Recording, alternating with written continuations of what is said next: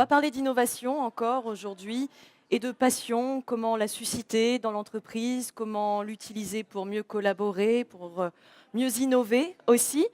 Avec nous ce matin, Vincent Ventena, bonjour. Bonjour. Vincent est directeur de l'innovation chez Kipsta Decathlon. Il est aussi l'initiateur et l'ancien responsable d'un programme qui s'appelle Alive. Alive pour All Living Innovation Values Every Day. J'espère que je le dis bien. Très bien. Alive, ce sont 800 mètres carrés d'expérimentation à Villeneuve-d'Ascq. C'est à côté de Lille, peut-être que vous connaissez. Et vous allez le voir, ce n'est pas seulement un espace. Alive, c'est aussi une démarche d'innovation qui mise sur les passionnés.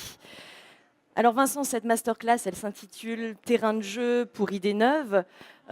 Qu'est-ce que ça évoque chez vous, cette image du terrain de jeu? Alors, je pense que vous connaissez tout. Alors, déjà, bonjour à toutes et à tous. Merci pour cette invitation. Decathlon, évidemment, fait référence au domaine du sport. Donc, terrain de jeu, évidemment, c'est très, très proche de ce qu'on peut faire tous les jours. Et terrain de jeu dans l'innovation, ça peut paraître assez particulier, mais c'est surtout créer des conditions pour permettre à nos collaborateurs d'aller toujours un peu plus loin, en misant en particulier sur la passion, mais je pense qu'on y reviendra tout au long de cet échange. Mais terrain de jeu, c'est aussi s'appuyer sur le terrain de jeu de l'entreprise pour que, et vous le savez, quand on fait du sport, on rentre sur un terrain de foot, sur un terrain de basket, il y a des limites, des règles. Et donc, pour nous, le terrain de jeu, c'est à la fois la vision de l'entreprise, donc le sens et la projection de l'entreprise à 10 ans, mais également aussi dans la subsidiarité, laisser la liberté à chacun au quotidien de prendre sa place dans ce terrain de jeu et de pouvoir agir pour transformer. Alors Decathlon, je ne vais pas faire le test, je pense que vous connaissez tous et toutes la marque, vous connaissez sûrement aussi des produits, peut-être que vous en portez aujourd'hui. Est-ce que vous pouvez quand même nous donner quelques indications, surtout sur les personnes qui travaillent à Decathlon? Alors Decathlon, c'est globalement, c'est la partie chiffres, donc voilà, c'est une entreprise familiale qui a 41 ans, c'est 80 000 collaborateurs dans le monde entier, donc c'est plus d'une trentaine de pays, avec un métier particulier qui est celui du retail, donc la vente dans les magasins que vous connaissez également sur Internet, mais c'est aussi un métier de concepteur. Et c'est pour ça qu'on parle aujourd'hui d'innovation, c'est qu'en fait on est acteur sur plus de 80% des produits que vous allez retrouver dans nos magasins. Et donc, c'est à ce titre-là que l'ensemble des collaborateurs agit au quotidien. Donc l'innovation chez Decathlon, elle est surtout au niveau des produits, c'est ça? Elle est à la fois au niveau des produits, des services, mais elle est aussi, et c'est ce que vous voyez au travers de ce que vous venez chercher dans les magasins, mais également dans la vie de l'entreprise au quotidien, que ce soit en l'entrepôt, en logistique, sur le mode de prélèvement des articles. Ça peut être aussi bien en informatique, sur la façon de développer, aussi bien en comptabilité. Donc en fait, c'est dans tous les secteurs possibles de l'entreprise. J'ai évoqué en présentation le programme Alive, c'est ce qui va nous intéresser surtout aujourd'hui. Avant même que vous nous le présentiez, quel était l'objectif de ce programme quand il a été lancé? C'était il y a 2 ans à peu près, hein? Oui, il y a un tout petit peu plus de 2 ans. En fait, je vais prendre quelques minutes pour vous expliquer en fait comment ce programme est né. Parce qu'en fait, l'objectif en tant que tel, au départ, il était extrêmement flou et c'est ce qui en fait sa particularité. Ce programme est né suite, quand j'étais directeur innovation du groupe, à une écoute de terrain qui a été conduite auprès de plus de 250 personnes dans l'entreprise qui ont décidé, parce qu'elles vivaient au quotidien de l'innovation, de s'exprimer sur ce qu'elles ou comment elles vivaient l'innovation depuis, pour certains, plus de 10 ans et pour d'autres depuis 1 an, 2 ans. Toutes, elles se sont exprimées en racontant l'histoire de l'innovation dans leur quotidien. C'est-à-dire qu'elles ont parlé très librement. On a collecté avec un processus très particulier ce qu'elles faisaient. Et c'est cette richesse au travers des mots libres et des histoires qui ont été racontées qu'au travers d'ateliers, plusieurs choses ont émergé. Et en particulier la nécessité d'avoir un lieu physique où les personnes pourraient se rencontrer. Vous imaginez, rien que sur le siège social, il y a plus de 2500 personnes et un certain nombre en permanence et un certain nombre de personnes du monde entier qui passent très régulièrement. Et puis chacun, il y a aussi sa vie et puis il change de métier. Donc avoir des repères sur l'innovation, c'est quelque chose qui par définition bouge extrêmement rapidement. On s'est dit que pouvoir avoir un ancrage et ramener les personnes au moins avec un point de repère physique pouvait être un bénéfice pour l'entreprise. Donc ça a été le point de départ. D'avoir un lieu, vraiment un D'avoir un endroit où lieu. se retrouver. Et ce lieu-là, en fait, quand on a écouté les personnes, on s'est rendu compte que l'un des points clés et qui pourrait faire finalement l'adhésion, quelles que soient les envies d'innover dans l'entreprise, je vous l'ai dit, c'est très très large et très varié selon les personnes, c'était la dimension humaine. D'où le jeu de mots qu'on a utilisé sur à la fois le alive qui veut dire vivant, donc très humain et très centré sur l'humain, et alive en rappel, en prenant chacune des lettres sur le All Living Innovation Values Everyday, sur cette capacité à développer une dimension culturelle de l'innovation dans l'entreprise. Et pourtant, Alive, vous allez nous l'expliquer, c'est peut-être un objet un peu difficile à décrire ou difficile à saisir. C'est pas seulement un espace physique, c'est pas seulement ce lieu de 800 mètres carrés où on peut expérimenter, hein. Oui, souvent, en fait, quand les gens nous appellent et nous disent, en fait, c'est quoi Alive? C'est du coworking? Oui, mais non. C'est des conférences? Oui, mais non. C'est des ateliers de créativité? Oui, mais non. En fait, c'est tout ça à la fois. Pourquoi? Parce qu'en fait, c'est un espace qui a été construit pour être à la fois au service de l'ensemble des collaborateurs de l'entreprise, mais en même temps ouvert sur l'extérieur, pour que l'écosystème... Alors si je dis des mots barbares, vous levez la main, et puis donc l'environnement soit un environnement qui permette que tous les possibles se réalisent.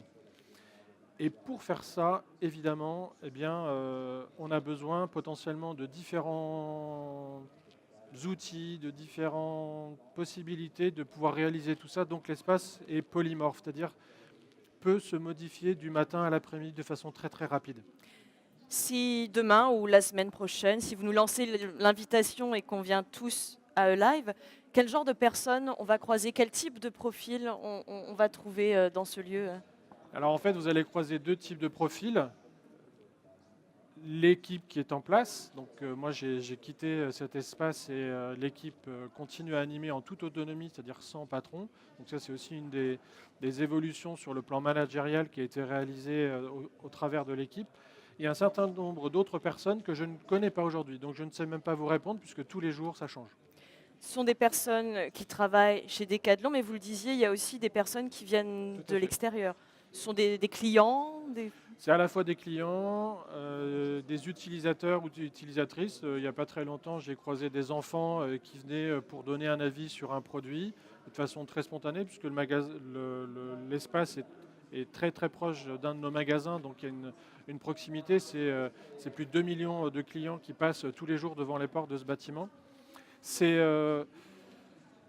des consultants parce qu'ils ont envie de rencontrer d'autres personnes, donc évidemment ça crée des connexions. Il n'y a pas très longtemps, moi j'y suis repassé et j'ai rencontré une ethnologue qui était en train de se nourrir évidemment de ce qui pouvait se passer dans cet espace-là. Donc en fait, j'ai envie de dire l'un des points les plus importants dans cet espace, c'est la machine à café, qui est finalement un point de rencontre, de convivialité. Et à partir du moment où vous venez avec cet esprit d'ouverture, vous allez faire des belles rencontres. Vous parlez de convivialité, j'imagine que ce n'est pas la seule chose que viennent chercher ces personnes à Alive. Est-ce que vous avez des informations justement sur les motivations, les attentes de ces personnes qui gravitent dans ce lieu? En fait, l'une des principales motivations, c'est que ces personnes souvent ont une envie particulière. On parle de passion. Elles ont au fond de leur trip quelque chose qu'elles voudraient faire émerger. Et l'un des points dont on a pris conscience, c'est que souvent c'est extrêmement difficile de pouvoir le faire quand on est seul, quand on ne sait pas avec qui le faire, ou potentiellement si on commence à mettre des jugements sur la valeur de ce qu'on voudrait faire. Donc finalement, le point de rencontre et la convivialité, c'est un incontournable parce que c'est ce qui commence à permettre aux gens de se libérer et de commencer à discuter. Mais évidemment, si on fait que ça, ce n'est pas suffisant. Ce qu'on vient rapporter avec ça, c'est un certain nombre de méthodes et d'outils qui sont structurés. Donc au-delà de la dimension d'être capable de mettre les gens en relation, ce qui est déjà la première des choses, c'est de se dire on peut prendre un rendez-vous et on a un certain nombre d'outils qui, en fonction du besoin, peuvent être mis en place pour concrètement aider les personnes à avancer sur leur projet et à toutes les phases de leur projet. Vous n'avez pas employé le terme d'innovation. Est-ce que c'est parce que ça ne fait pas partie des attentes des personnes qui viennent, ou alors est-ce que c'est une attente inconsciente finalement? Comment vous positionnez l'innovation dans ce lieu? Alors l'innovation, je vous ai dit responsable d'innovation, directeur d'innovation, c'est ce qui est le plus facile à dire. Parce que dans le mot innovation, je pense que tout le monde peut y mettre ce qu'il a envie. Donc finalement, c'est un mot qui peut convenir à tout le monde. Donc c'était plus simple de dire innovation parce que finalement chacun peut potentiellement s'y retrouver. Ma vision personnelle aujourd'hui de l'innovation, c'est qu'en fait c'est plutôt un fourre-tout. C'est-à-dire qu'on y met plein de choses. Et au final, quand on discute avec les gens, ben, on doit passer un temps et un certain temps à s'assurer que finalement on parle de la même chose. Donc souvent, je préfère parler réellement de la problématique plutôt que de dire on va innover et puis après de se dire est-ce qu'on est d'accord sur déjà le terme innover de ce qu'on y met dedans. Et pourtant, vous êtes directeur de l'innovation, vous le disiez. Vous, qu'est-ce que vous mettez derrière ce terme, puisque vous dites que chaque personne en a sa définition finalement? Donc, dans les facettes aujourd'hui de mon métier, je travaille sur différents niveaux. Évidemment, sur le niveau qui est celui du cœur de métier de l'entreprise, c'est la conception produit. Donc ça, c'est un des aspects. Et puis ça implique tous les outils de la conception produit, de l'inspiration jusqu'à la transformation et l'industrialisation. Mais c'est surtout aussi un aspect non négligeable pour moi et en cohérence à ce que je vous ai dit tout à l'heure sur la dimension humaine, c'est la dimension managériale. C'est-à-dire que si on n'est pas capable de créer les bonnes conditions pour permettre aux hommes et aux femmes de pouvoir s'épanouir, l'innovation ne pourra pas émerger. Vous misez sur des passionnés, on va les appeler comme ça, qu'ils soient à l'intérieur de l'entreprise ou à l'extérieur pour faire émerger de nouvelles idées. C'est ce fameux terrain de jeu. Ouais. Euh, Est-ce que vous accordez plus d'importance finalement à ce qui peut émaner de ces personnes qu'à ce que pourraient produire des gens dans des bureaux dont ce serait vraiment le métier de réfléchir toute la journée à de nouveaux produits? En fait, quand moi j'ai pris ma responsabilité sur l'innovation, je faisais le constat que, je vous ai dit, l'entreprise c'est 80 000 collaborateurs et il y a quelques personnes où effectivement c'est le métier d'accompagner l'innovation au quotidien. Et vous vous doutez bien que c'est peu au regard du nombre de collaborateurs dans l'entreprise. Donc le parti qu'on a pris avec ces personnes-là, c'est-à-dire que c'était vraiment une démarche collective, c'est de se dire que en fait, l'innovation, c'est l'affaire de tous. Ce n'est pas quelques personnes dans l'entreprise. Et pourquoi? Parce que à la fois l'innovation, c'est un sport collectif, en tout cas c'est comme ça qu'on le vit chez nous, et qu'on est toujours plus intelligent quand on est en groupe que quand on est seul, à la fois pour générer les idées, mais surtout pour les transformer. C'est loin d'être un fleuve tranquille.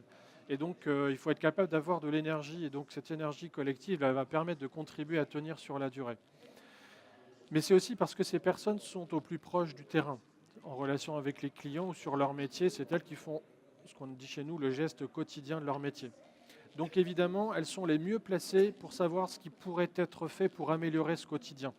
Alors, quand on dit l'innovation, ce n'est pas forcément une rupture et qu'on attend à chaque fois, mais c'est ces petits plus qui vont faire qu'à un moment, on va étonner et surprendre les personnes qui sont actrices sur l'innovation et ceux qui vont surtout en bénéficier.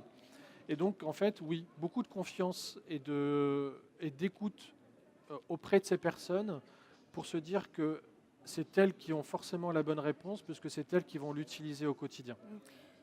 Ces personnes, ces passionnés qui viennent à Live, vous l'avez dit, ce sont des personnes qui viennent aussi de l'extérieur. Pourquoi vraiment cette volonté d'aller chercher? Est-ce que les personnes qui sont dans l'entreprise déjà ne sont pas suffisantes finalement? Pourquoi vraiment vous allez piocher des éléments extérieurs? Ouais, je pense que c'est un secret pour personne. On est dans un monde qui bouge extrêmement rapidement. Et puis, à la fois, c'est très, très vaste dans la diversité et les possibles on va dire d'expérimentation et d'innovation, mais c'est aussi un rythme qui est extrêmement rapide. Donc aujourd'hui, prétendre qu'on pourrait faire ça seul, c'est juste pas honnête, je le dirais. Déjà dans la simple réponse qui est de se dire que dans notre métier de retailer et de concepteur, on est acteur sur la façon de concevoir nos produits, on n'est pas acteur sur l'industrialisation de ces produits, qu'on est déjà naturellement en partenariat avec un environnement déjà industriel. Donc évidemment, si nous, on remet notre utilisateur au cœur du jeu, pour reprendre ce que je disais tout à l'heure, et donc la meilleure façon, c'est d'écouter cet utilisateur. Donc la porosité de la vie d'entreprise avec, je dirais, celle du monde, puisqu'on est répartis dans plus de 30 pays, est fondamentale. Mais vous nous avez décrit un collectif assez hétéroclite finalement. Vous avez parlé d'une ethnologue, de consultants, d'enfants. C'est pas toujours simple de faire fonctionner un collectif quel qu'il soit. Alors comment ça marche? Qu'est-ce qui marche là à E-Live quand on se retrouve avec des profils si différents qui se rejoignent dans un même lieu?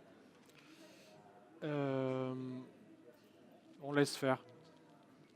On s'en mêle surtout pas.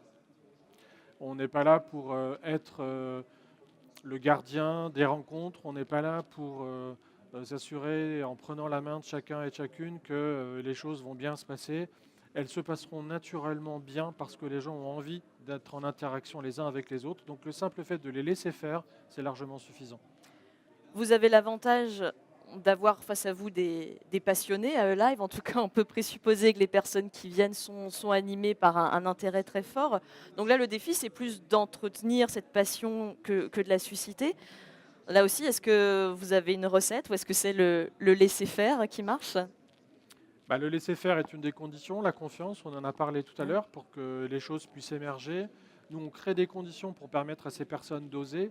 Et bien souvent, la première des choses qu'on leur dit, c'est bravo parce que vous avez osé franchir la porte de cet espace sans savoir réellement ce que vous alliez y vivre. Parce que, comme je vous l'ai dit, la définition de cet espace, elle reste très floue. Tant qu'on ne l'a pas expérimenté soi-même et qu'on n'est pas venu dans le lieu physiquement vivre quelque chose et partager quelque chose. Après, j'ai envie de dire, dans le quotidien, ce qui est super important, c'est de s'assurer, puisque comme je vous l'ai dit, c'est un processus qui est souvent long terme, que les personnes vont aller jusqu'au bout, parce que pour entretenir la passion, il est aussi, quand vous jouez, pratiquez un sport, c'est qu'à un moment, vous allez marquer des buts, des paniers, etc. Donc vous allez transformer. Cette transformation va générer de la fierté, et c'est cette fierté qui va faire que les personnes vont pouvoir se dire, ça j'ai réussi à faire, je suis fier, je vais passer la deuxième étape, et progressivement, collectivement, le niveau va monter. Vous nous disiez qu'il y a une équipe au sein de Live. Combien de personnes d'ailleurs y Aujourd'hui, c'est travaillent? 4 personnes. Et quel est le rôle de ces personnes justement pour alimenter en permanence le processus, faire en sorte que personne ne lâche en cours de route ou ne perde cette passion initiale? C'est une équipe de personnes qui est à la fois dans sa compétence principalement à l'écoute et dans l'empathie vis-à-vis des personnes, mais aussi extrêmement responsable dans les choix qu'elles peuvent faire de l'accompagnement des personnes. Elles ont toutes une responsabilité particulière. Axel est responsable de toute l'organisation et de la planification et de la mise en réseau interne-externe. Audrey est responsable de toute la partie design, donc l'accompagnement sur le formalisme, la créativité. Charlotte est responsable de la communication et de tout ce qui va correspondre à la dimension graphique. Donc là, vous avez un exemple, mais c'est aussi sur du numérique et sur plein de supports différents. Et puis Stéphanie, elle est responsable de tout le volet plutôt industriel. Donc finalement, il y a à travers de 4 personnes, 4 réseaux différents, 4 dimensions différentes de l'entreprise qui sont complémentaires les unes avec les autres. Et puis si elles n'ont pas la réponse, elles savent qu'autour d'elles, elles ont plein de personnes qui tous les jours peuvent les aider. Elles n'hésitent pas à faire appel à elles. Ça fait environ 2 ans que Live fonctionne de cette façon. Est-ce que vous avez déjà vu des résultats concrets? Parce que c'est ce qui va vous intéresser sûrement. Qu'est-ce qui a été produit au sein de Live? Je ne parle pas seulement là de choses matérielles, évidemment, hein. Alors quand le lieu est né, et paradoxalement, alors il est né souvent quand vous voulez créer un espace comme ça et que ça n'existe pas dans l'entreprise, c'est souvent un combat. Donc oui, ça a été un combat. Et finalement, quand j'ai rencontré un membre de la direction en lui expliquant ce projet, il m'a dit, et c'est là aussi, c'est aussi cohérent dans notre posture, il dit, je ne sais pas ce que tu vas faire Vincent, mais en fait je te fais confiance.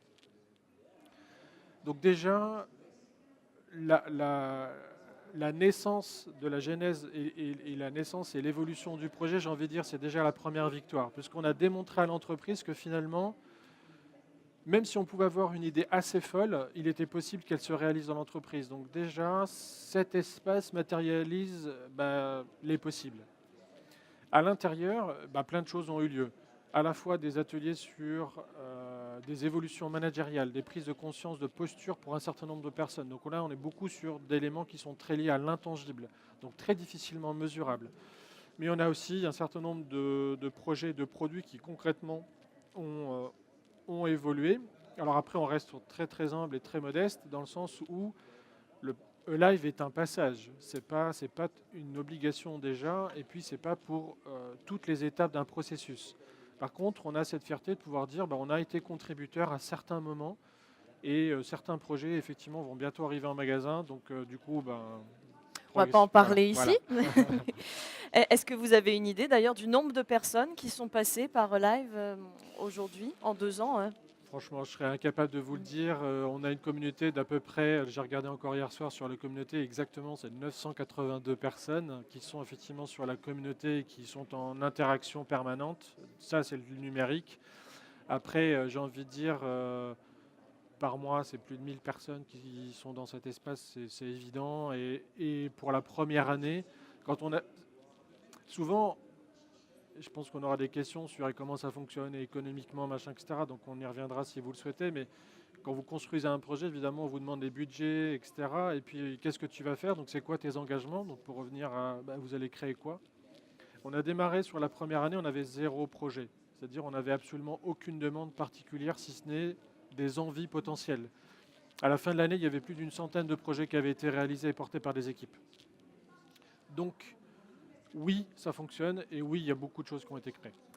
Puisqu'on est dans l'échange d'expériences, est-ce que vous arrivez à identifier les conditions qui permettraient de transposer cette expérience Alive dans un autre milieu, dans une autre entreprise qui n'aurait peut-être pas la même taille que Decathlon, hein? Alors ça, c'est une question qui est extrêmement difficile. C'est pour ça que je la pose. Ouais, alors je vous faire la réponse facile qui est de dire, et je pense que, en tout cas celle-ci j'y crois, c'est-à-dire si vous voulez transposer quelque chose, évidemment vous serez les mieux placés pour apprécier la culture qui est celle de votre entreprise. On ne peut pas le faire à votre place. Et donc si vous souhaitez faire une transposition, la meilleure des réponses que je peux vous faire, c'est venez vivre une expérience dans cet espace. Vous allez prendre vous-même, et évidemment vous choisirez vous-même ce qui vous semble être pertinent dans la transposition. Après, j'ai envie de dire, cet espace, il existe parce qu'il est non pas venu de la direction, mais venu des personnes qui au quotidien agissent sur l'innovation. Donc on n'est pas dans du descendant, mais plutôt dans du remontant, donc dans une démarche extrêmement participative. C'est ce qui fait que le projet il vit toujours. Évidemment, il y a toujours des détracteurs et on ne peut pas, au travers d'un projet, satisfaire tout le monde, mais il y a une masse suffisamment critique pour que ça fonctionne. Et nous, on l'a conçu de telle sorte que déjà dans notre propre entreprise, parce qu'on a tous la même culture, on est capacité à faire cette transposition. Donc on a pensé, nous, finalement, l'espace comme étant finalement des blocs, des modules, des packages. Et donc, si une personne a besoin de quelque chose, eh ben, évidemment, elle dit, moi, ça m'intéresse, oui, eh ben, on lui donne le package. Et par contre, la particularité, c'est qu'on ne fait jamais à la place d'eux. 4 personnes, vous imaginez que déjà faire vivre l'espace et mener tous les projets et les conduire, c'est évidemment vraiment une affaire de passion parce que ça demande une énergie folle. Et donc évidemment, on ne peut pas gérer les projets à la place des autres. En conséquence, ça veut dire qu'on leur donne les outils, on leur donne l'autonomie et c'est elles qui font. Vous avez bien retenu l'invitation. C'est intéressant. Pour finir, vous, Vincent Vantena, qu'est-ce que vous en retirez de cette expérience? Qu'est-ce que vous y avez appris? Alors à titre très personnel, moi j'ai plusieurs fiertés. J'ai une fierté d'être allé au bout d'un projet que je sentais être utile et nécessaire pour les collaborateurs et nos utilisateurs. L'idée étant de les faire se rencontrer. Évidemment, quand je vous dis que c'est une fierté, c'est que ça a été aussi un combat. Et ça reste toujours un combat pour l'équipe. Parce que voilà, on fait des choses et ce n'est pas forcément toujours compris. Et pourquoi je vous dis que c'est une fierté? À la fois parce que la dimension humaine est là, et je trouve que le collectif qui existe dans le live, et en particulier l'équipe, donc si un jour elle voit cet échange, en tout cas je leur tire une nouvelle fois devant vous tous mon chapeau, parce qu'elles tiennent bien la barre. Donc vraiment un profond respect pour elles et le travail qu'elles continuent à faire. Ça, c'est ma première fierté. La deuxième fierté, c'est de se dire que d'une certaine façon, votre présence sur la volonté d'essayer de comprendre ce qui se passe, ou de toutes les personnes qui viennent dans cet espace, démontre que ce n'est pas parce qu'on s'appelle Decathlon, etc., mais c'est surtout que quand on crée les bonnes conditions, ça fonctionne. Et ça, c'est un apprentissage qui est extrêmement fort, puisque maintenant, dans le nouveau métier que je fais, de 800 mètres carrés, on m'a demandé de le faire sur 8000 mètres carrés dans un écosystème qui est beaucoup plus large, puisque ça implique la cité, les habitants. Fort de cette expérience-là, comme je vous disais, j'ai aussi appris moi à me dire, voilà, j'ai franchi une marche, donc je m'applique aussi à moi-même ce que je vous ai dit.